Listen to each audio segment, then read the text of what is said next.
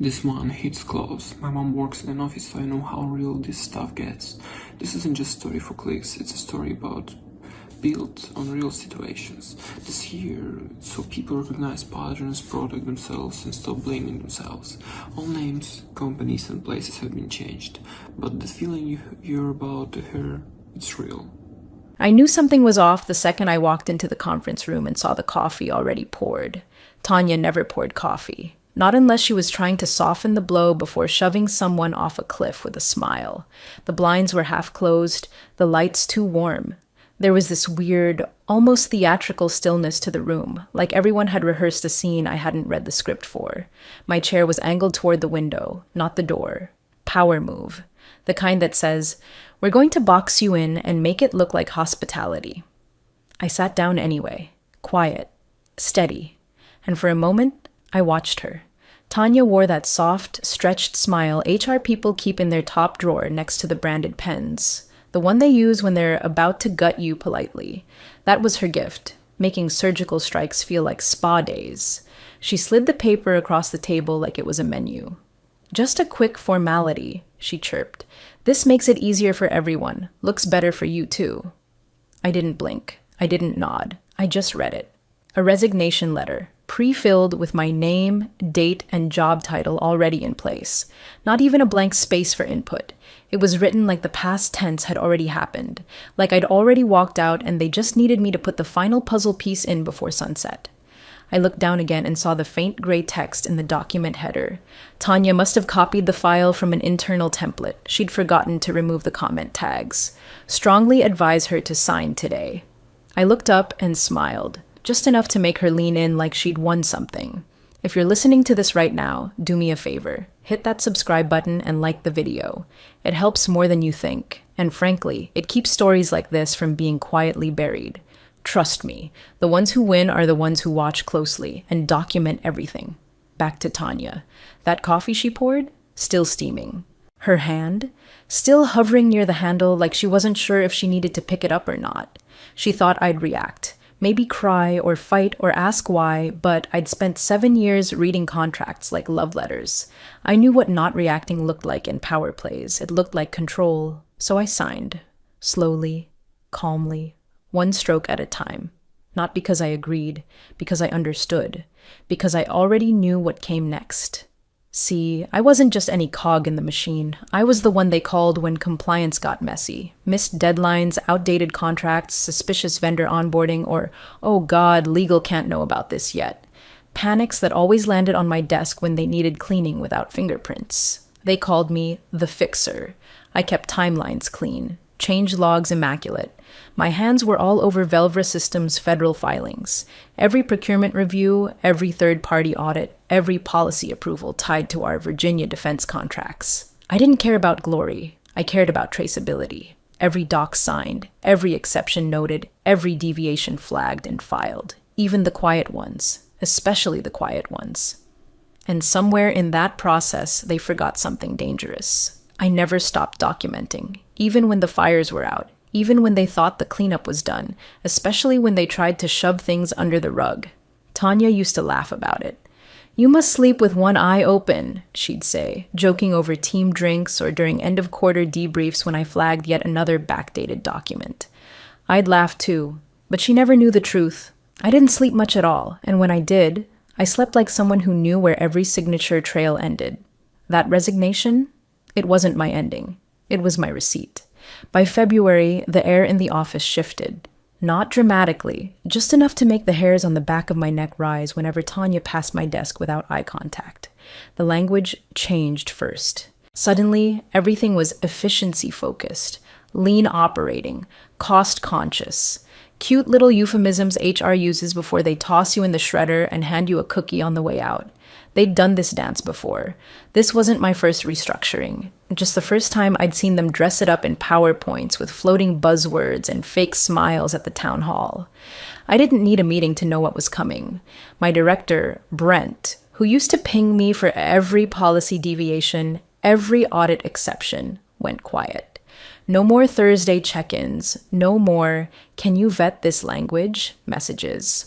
I was still getting tasks forwarded to me, still cleaning up files and issuing reviews, but the chain of command had developed this selective amnesia, like I'd somehow become both necessary and invisible at the same time. Tanya's emails got shorter, clipped. No punctuation, no warmth. I started noticing calendar holds on internal systems, titled things like org review, structure streamlining, and leadership realignment.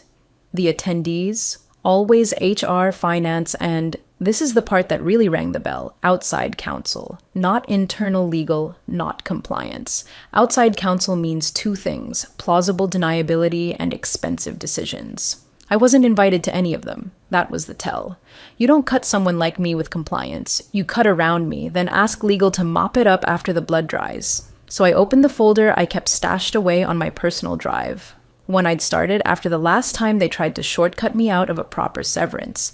It had my employment contract, policy manuals, clause change logs, and every update I'd ever negotiated into my terms after the first restructure 6 years ago tried to paint my exit as mutual. Not this time. I sat down at my kitchen table with a yellow legal pad, poured a glass of unsweet tea, and started highlighting. I didn't even flinch when I found it. Page 9, paragraph 4. If an employee is terminated by the company without cause, all unvested equity as defined in Section 3 shall accelerate, and full severance shall be paid according to Schedule A, including a late penalty if unpaid after 30 days. Simple, clear, clean. But the kicker? The line 3 paragraphs later. Resignation initiated at the recommendation or suggestion of any agent of the company, unless employee has independent written intent predating such recommendation, shall be considered employer-initiated for purposes of equity and severance. I read that line 3 times. Let it settle. It was the kind of clause that doesn't mean much until someone from HR puts a resignation letter on your desk and says it's better for everyone. Then it's everything. That single paragraph meant if they tried to encourage me to resign, if they phrased it as a suggestion or implied consequences for not signing, it counted as a termination by them, and the equity clock would start ticking. That clause had been buried under updates and reorgs and leadership churn, but I'd kept the original. I'd insisted on including it when Tanya tried to strip it out during a policy refresh 2 years ago. She didn't even remember, probably, but I remembered everything. Because paperwork doesn't care about memory, and because I'd seen enough strategic exits to know that no one ever really quits quietly unless there's something louder behind it. They were preparing a clean exit, polished, controlled, no mess, but they hadn't accounted for one thing. I wasn't afraid of being erased. I was afraid of being misfiled. So I kept doing the work, logged every change, archived every document, and waited quietly for the first hand to reach for the trapdoor. Monday morning, the office smelled like burnt coffee and cheap printer ink, both warning signs if you'd worked in corporate long enough. I'd barely set my bag down when Tanya appeared in my doorway, all fake sunshine and soft eyes, holding a manila folder like it was a birthday card instead of a bullet. "Hey," she said, voice high and easy. "You have a minute?" I followed her down the hall without a word. She chose the small conference room at the end of the corridor, the one with the frosted glass that didn't quite reach the bottom, like privacy was optional. Inside, the lights were dimmed to that warm HR glow they think calms people down, and on the table sat a single coffee cup. It was already poured. No sugar packets, no cream, just black, because Tanya didn't know how I took it. Because it wasn't for me. It was a stage prop, a piece of theater. "Nothing bad," she said too fast, like she was stepping over a tripwire. "Just a quick formality." She smiled like she'd already practiced it in the mirror. "It's better for everyone," she said, as she pulled a piece of paper from the folder and slid it across the table. Her nails tapped once against the edge. "Cleaner this way. And honestly, it'll help you down the line. Looks more professional if it's a resignation." I didn't touch the pen. Not yet. I read the letter, line by line. My name was already typed in. The date. The phrasing was so sanitized it felt like bleach. "I have appreciated my time. I am resigning effective immediately. I wish the company continued success." A resignation I hadn't written, dated for today, addressed to no one specific. It reeked of a template, mass-produced, pre-approved, the HR version of a muzzle. I could hear Tanya breathing. shallow and quick, like she was bracing for me to fight. But I didn't. I signed. No hesitation, no flourish, no emotion, just ink to paper, the way you'd initial a dry cleaning slip. Her body physically relaxed. I watched her shoulders drop an inch, maybe two. She exhaled through her nose and smiled wider, like someone who just convinced a deer to walk into the butcher shop. "That's great," she said. "We'll process this today." But she didn't notice what I did next. As she stood up and gathered her papers, I casually slid my phone from my pocket, tilted it ever so slightly, and snapped a photo of the resignation page, zoomed in on the header, because what Tanya forgot was that Office 365 documents preserve comments in print view if you don't remove the fields. In the upper right margin, faint but clear as day, were her original notes from the drafting phase, internal coaching lines, HR script snippets, and one standout phrase, "strongly advise her to sign today." I saved the photo, emailed it to myself with a subject line I'd remember, "soft push, header proof." Then I took a slow sip of that coffee just to give her the illusion she'd won. It was lukewarm and bitter. Perfect. What Tanya didn't know was that resignation letters, when encouraged, nudged, or strongly advised, aren't resignations at all, not in the eyes of a contract with defined separation terms. Not when there's documentation. She thought she was executing a clean exit. She didn't realize she'd just lit the match and handed it to the person holding the gasoline log. And me? I didn't need to shout. I didn't need to make a scene. My silence wasn't surrender. It was strategy. At exactly 4:12 p.m., the silence broke. Not mine. Theirs. Legal called Tanya. Not a calendar invite, not a soft Slack ping. A full-throated, cold-as-ice phone call that cut through the hallway like a scalpel. I wasn't in the room, but I didn't need to be. The conference room door didn't close all the way, hadn't for years. And panic makes people raise their voices. Especially when they're realizing, too late, they've stepped in something they can't wipe off with a polished email and a wellness initiative. 2 people heard it from their desks. One of them later typed the highlights into a Signal message and sent it my way. No signature. But I knew who it was. Let's just say not everyone in finance loves when HR plays fast and loose with severance liabilities that they have to answer for. The message just read, "Legal is in full panic mode. Whatever you did, nice." The call went something like this. "Why did you include recommended and strongly advised to sign today in the draft?" Silence. Tanya didn't know she was supposed to delete the margin notes before printing. Didn't realize version history captures every ghost of a comment, every whispered instruction HR sends back and forth like gossip in church pews. That reclassifies this as employer-initiated separation, the attorney continued, voice clipped. It's documented coercion. You understand that, right? More silence. They always think silence saves them. They forget I'd built my entire career on what silence reveals. That evening, I didn't pour a drink or play a victory song. I just opened my laptop, typed in my credentials, and pulled up the compliance archive I'd quietly BCC'd to myself over the last few months. Email chains, red lines, policy snapshots, staff memos, and, most importantly, every version of my employment agreement from original offer letter to last amended clause. I downloaded the entire thread history from our shared HR document system. Version control is a beautiful thing when you're the only one who treats it like evidence and not just a helpful tool. There it was. Timestamped, user tagged, uneditable.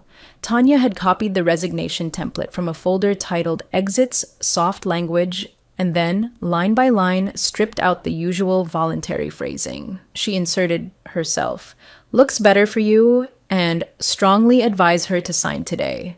The system tagged it to her profile and even included a cheerful comment she'd written in the margins weeks ago.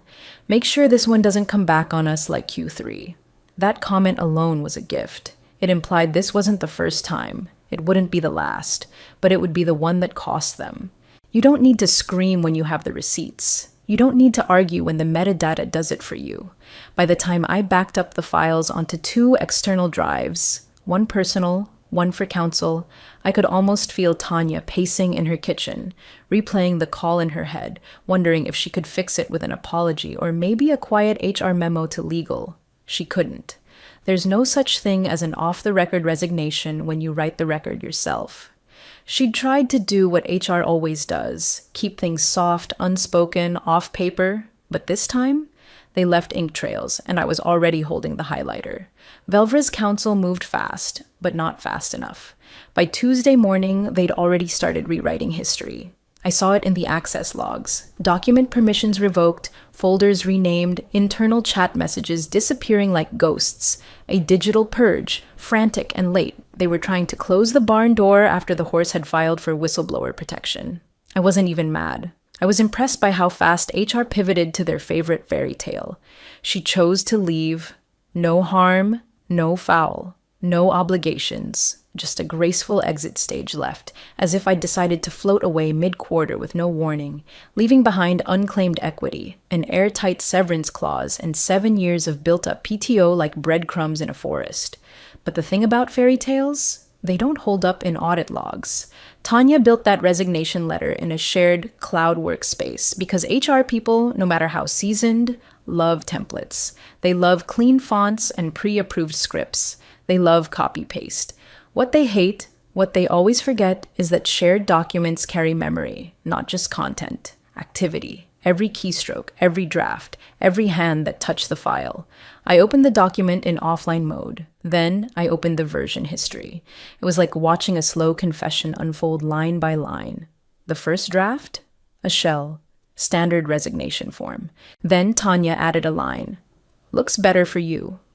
Her username, time-stamped, 8:17 p.m. the night before, she called me into that warm-lit little theater room. She adjusted the spacing, changed the phrasing from effective end of this month to effective immediately.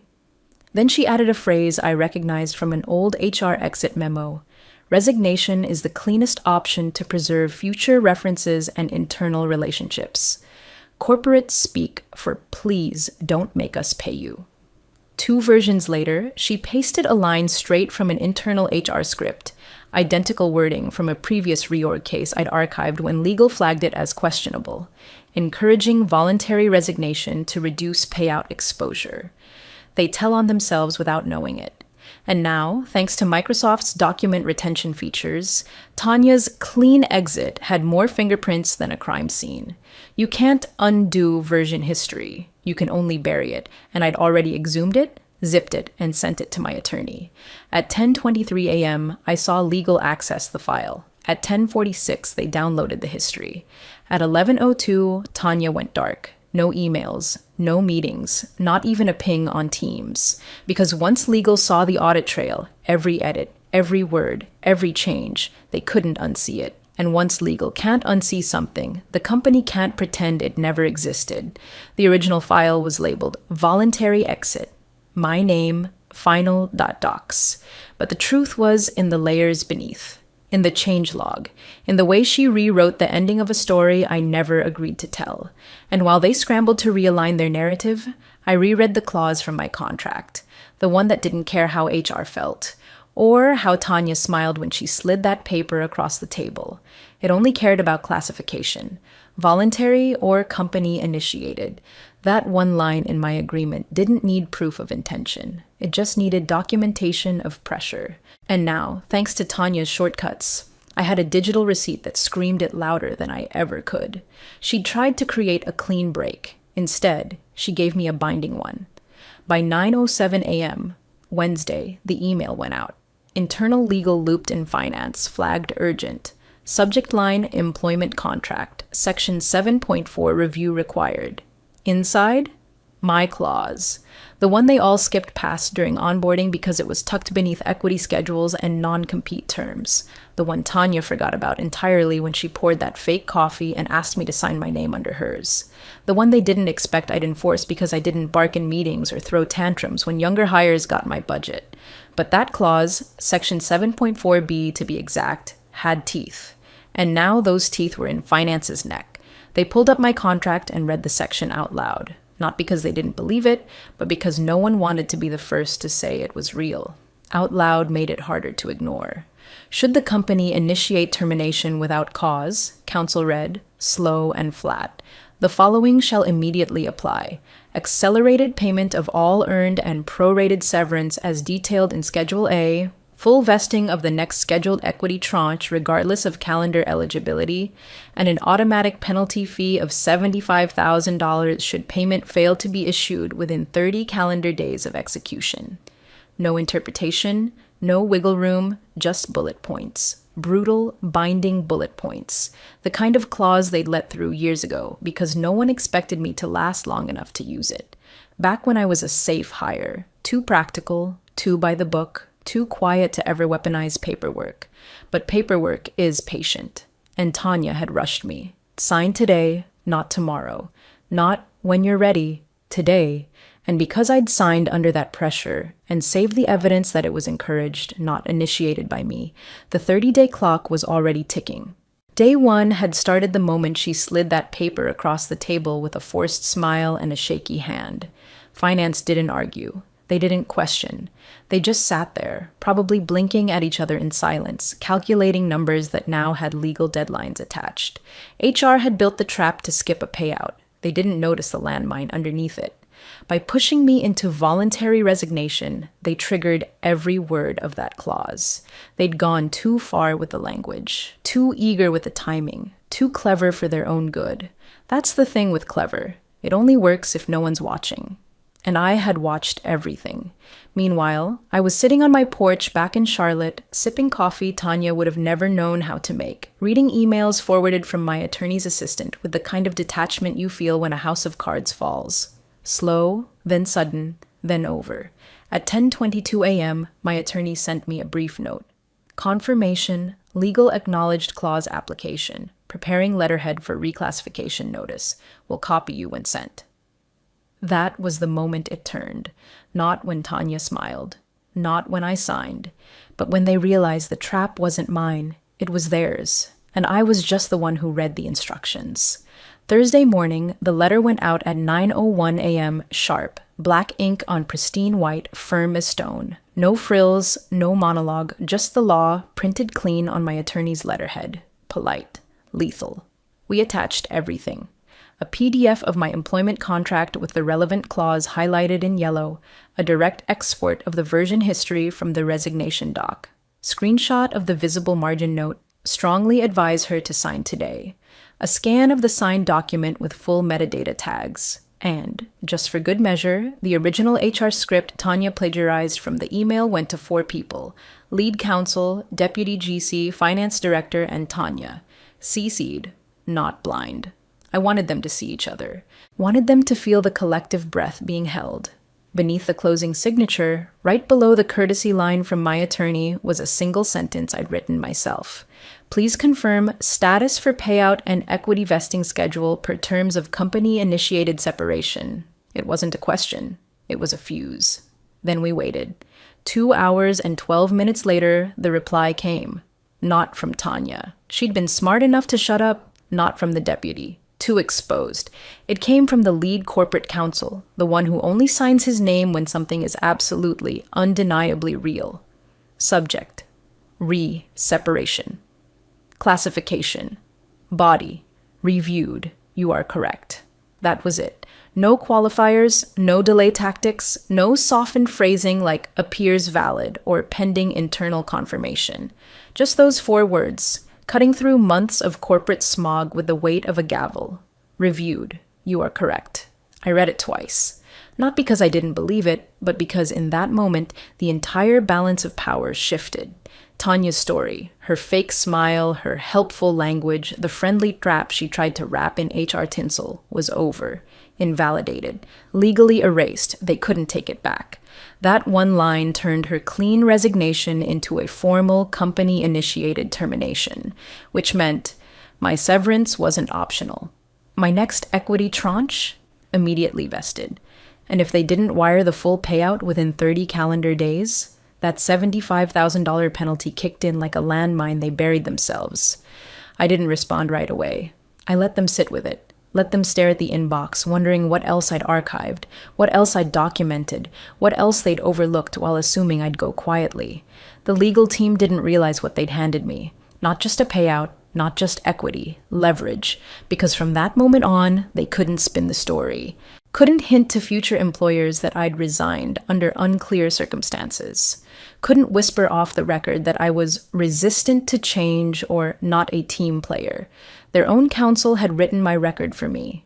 Short, careful, binding, and absolutely damning. That's the thing about silence. It makes people underestimate you until the letterhead hits the inbox. The call came Thursday night, late enough to suggest Tanya had waited until every other option had failed. Her voice was quieter now, missing that syrupy confidence she used to smear over every awkward HR moment like it fixed things. "We can undo the resignation," she said, as if offering to erase a chalk mark instead of a legal classification. I didn't answer immediately. Let the silence stretch, long enough for her to fill it. She did. "I mean, we could reframe this, maybe something transitional, a new structure, re-onboarding under a consulting arrangement." She was spiraling, stitching together words like a lifeboat that had already hit the ocean floor. I didn't yell, didn't sigh, didn't ask why she thought I'd want to crawl back into a system that had just tried to sell my exit as a discount. I just asked one question. "Is legal still standing behind reviewed? You are correct?" Her breath caught. I could hear her hand move to cover the receiver, maybe to muffle the panic, maybe to steady herself. But the answer never came. She knew what that line meant. Final, binding, irrevocable. We both sat in that silence a moment longer. Her, trying to repackage a mistake into an invitation, and me, just staring out my window at the streetlight flickering over the empty sidewalk. The next morning, the package arrived, neatly wrapped in the sterile language of corporate surrender. My full severance itemized. My accelerated equity vesting schedule activated. A signature page with checkboxes already filled. And tucked at the bottom, under the legal disclaimers, a final paragraph labeled courtesy language. Tanya's last little reach for dignity. By signing below, the employee agrees to a standard confidentiality understanding regarding internal processes and affirms a spirit of mutual respect and non-disparagement. It wasn't mandatory. It wasn't enforceable. It was a plea, a polite request for silence. I read that line 3 times. Then I picked up the pen and crossed a single diagonal line through the paragraph. No initials, no commentary, just deletion. Because I wasn't signing a rewrite. I wasn't letting them file this under amicable. They'd tried to erase the truth with a smile. Now they wanted to bury it with a bow. But I signed only what I was obligated to sign, nothing more. Not their version of events, not their clean narrative, and certainly not their comfort. Because I didn't need a podium to win. I didn't need revenge to taste like fire. All I needed was the record. And now they knew exactly who was holding it. The SEC filing dropped on a Wednesday, exactly 31 days after the last courtesy email from Tanya hit my inbox, and disappeared into my archive folder like every other bad decision they made. I was on the top deck of the Staten Island ferry when I saw it. Cold air slicing through my scarf. The skyline stretched out in that smug, glittering way Manhattan has when it thinks you still care. I didn't. Not anymore. Not really. The filing was dull by design. Pages of figures, forecast tables, executive summaries that read like a tranquilizer. But buried in the executive compensation notes section, beneath the bullet points and legal hedging, was the sentence. Just one. Resignation reclassified to employer-initiated separation due to procedural missteps. I read it once, then again. Let the words settle. No emotion, no adjectives, no finger-pointing. But there it was, the quiet confession, in legal ink, public record, federal documentation. The story Tanya tried to tell, about a smooth exit, a willing signature, a mutual parting, was now invalid.